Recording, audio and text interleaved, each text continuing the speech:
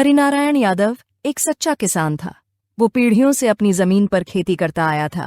उसके पास ज्यादा कुछ नहीं था, एक छोटा सा कच्चा घर, 2 बैल, बीवी कमला, बेटा शिवा और बेटी गुड़िया। हरि के लिए खेती सिर्फ रोजगार नहीं थी, पूजा थी। वो रोज सुबह उठकर पहले जमीन को माथा टेकता, फिर हल उठाता।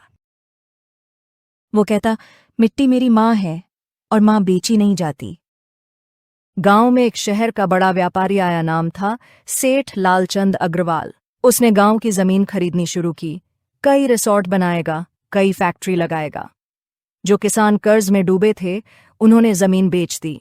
अब लालचंद की नजर हरि की जमीन पर थी, क्योंकि वही सबसे उपजाऊ और ऊंचाई पर थी। सेठ ने हरि को बुलाया और कहा, हरिनारायण जी, आप थक चुके हो। बेटा शहर भाग जाएगा, बेटी की शादी करनी है। मैं 50 लाख दूंगा आपकी जमीन के लिए। हरि मुस्कुराया, पर आंखों में आग थी। सेठ जी, आप पैसों से खेत खरीद सकते हैं, लेकिन उस किसान की जिद नहीं जो बंजर जमीन को भी हरा भरा बना दे।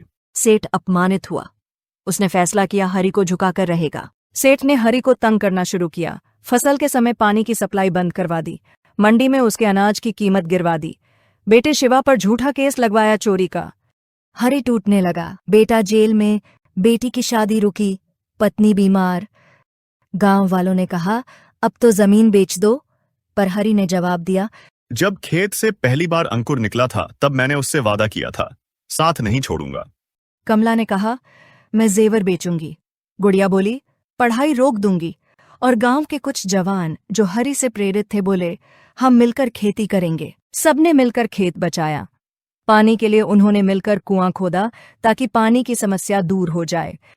उन्होंने तय किया कि वह सब मिलकर खुद बीज तैयार करेंगे, और सबने खूब मेहनत की और बीज तैयार कर लिए। और अब वह मंडी छोड़कर सीधे गांव में अनाज बेचने के लिए जाता है, अपनी बैलगाड़ी लेकर। धीरे धीरे हरि की हालत सुधरने लगी। शिवा बरी हुआ। और फिर एक दिन लालचंद ने आखिरी चाल चली।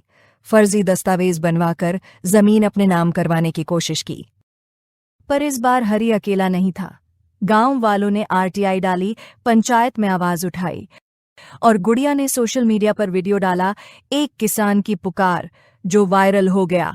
जांच हुई, सेठ का झूठ सामने आया, उसकी सारी जमीन जब्त हो गई। सरकार ने हरि को धरती रक्षक सम्मान दिया।